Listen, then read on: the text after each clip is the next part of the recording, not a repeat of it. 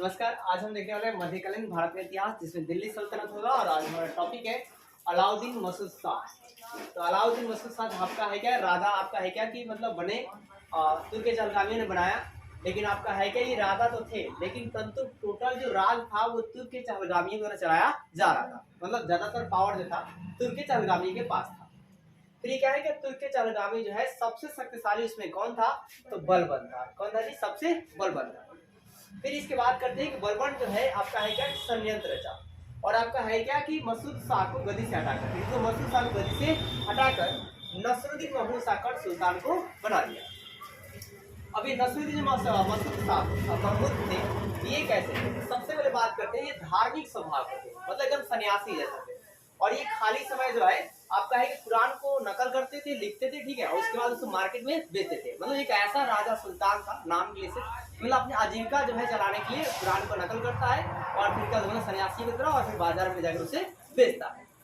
फिर इसके अलावा आपका है क्या, तो टोपी भी सीता है और टोपी सीकर भी उसे बाजार में बेचता है। मतलब एक ऐसा सुल्तान थे। आपसे पूछा जाएगा तो कौन सा सुल्तान था जिसकी टोपी सीकर अपना जीविका निर्माण कर रहा था?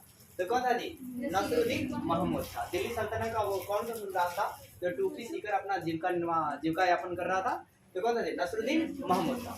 और देखिए इसी का फायदा देकर, अभी देखिए यानी कि इनको कुछ लेना देना नहीं था। मतलब सत्ता मतलब क्या चीज होती है क्या नहीं होता है, इसका कुछ मतलब नहीं था। मतलब एकदम सन्यासी तरह था। इसी वजह से बलबन जो है इसको मतलब गद्दी पर बैठाया था, ताकि मतलब पूरी का पूरा जो पावर हो ये मेरे तरह से, मतलब मैं ही मतलब करूँ। वो नाम के लिए सिर्फ किंग है और कुछ नहीं। यहाँ पर आपसे है क्या कि सबसे पहला पॉइंट है कि आखिर मतलब बलबन इसके बाद जो नसरुद्दीन जो महमूद था, तो इसको हटाकर ये खुद क्यों नहीं बैठ गया? तो है क्या, बलबन स्वयं सुल्तान की गद्दी पर क्यों नहीं बना? तब सबसे पहले वो जानता था बलबन कि मतलब यदि मैं शासन पर बैठता हूँ तो जो ये तुर्क चहलगामी है ये मुझे ही निपटा देंगे। तो क्या करते हैं, खत्म कर देंगे। तुर्क चहलगामी षड्यंत्र तो जानता है।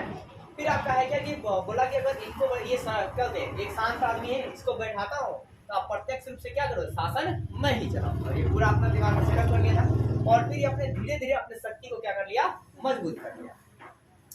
फिर बात करते हैं कि मतलब क्यों बलबन ने नसरुद्दीन को ही शासक बनाया।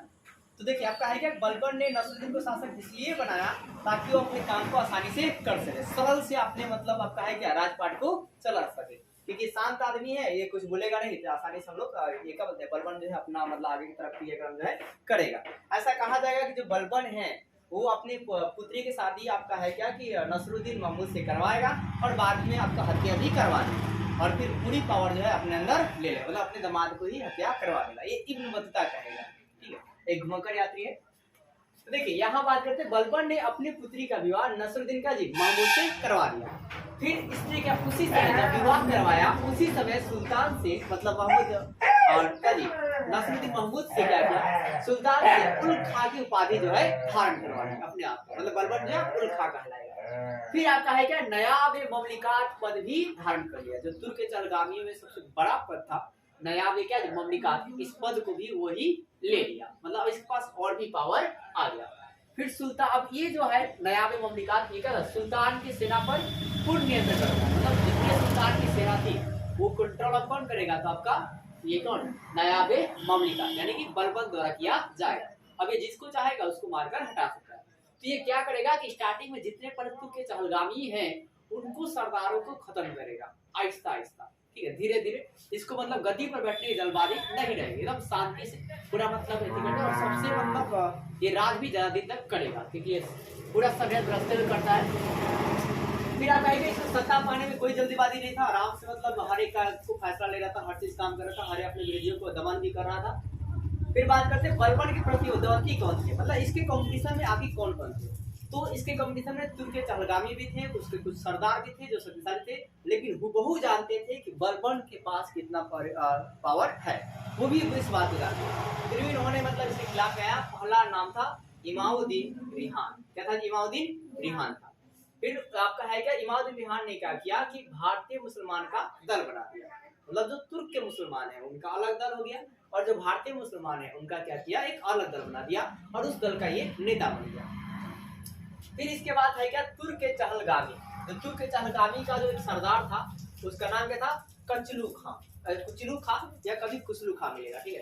तो है क्या, कुचलू खान। तो कुचलू खान ने भी क्या किया, आपके बलबन के खिलाफ में विरोध षड्यंत्र रचा।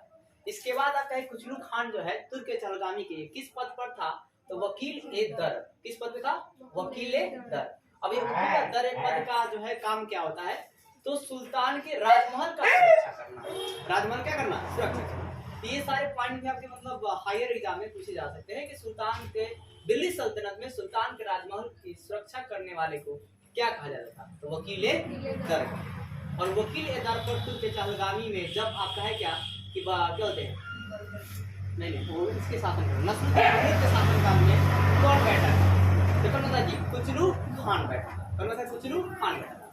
फिर बात करते हैं इसके बाद क्या हुआ कि देखिए 1966 में, सॉरी 1266 में नस्रुद्दीन क्या हो जी, हत्या हो जाती है। अब ये हत्या जो है इसका कोई मतलब लेखन प्रमाण पूरा क्लियर नहीं मिलता है, लेकिन इन बताता है कि ये हत्या जो है बलबन ने करवाई है। कौन करवाई जी, बलबन ने करवाई।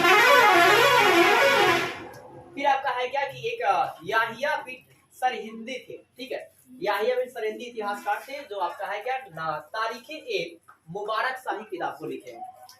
तारीख ए क्या जी, तारीख ए मुबारक शाही। इस किताब में वो बताते हैं कि जो कहते हैं जो आपका ये नसरुद्दीन महमूद है, इनकी जो हत्या है एक बीमारी से हुई है। लेकिन इन बत्ता क्या बताता है कि इसकी हत्या कौन किया है, बलबन किया है। और वो राजपाट को मतलब एक तर्क भी देता है इन बत्ता की, घुमाकर याद करता था हर जगह, मतलब वो शासन काल को देखता था कि कहां पर कैसा चल रहा था, और वही सारी किताबों को लिख रहा था, और इस तरह वो इतिहासकार बन गया था।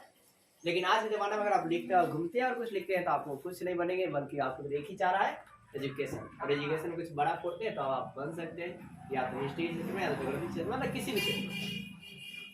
तो आगे कहानी हम कल देखेंगे बलबन, और बलबन से कहानी से पहले आप लोग कुछ इससे इंपॉर्टेंट पॉइंट है इसको अपलोड करेंगे।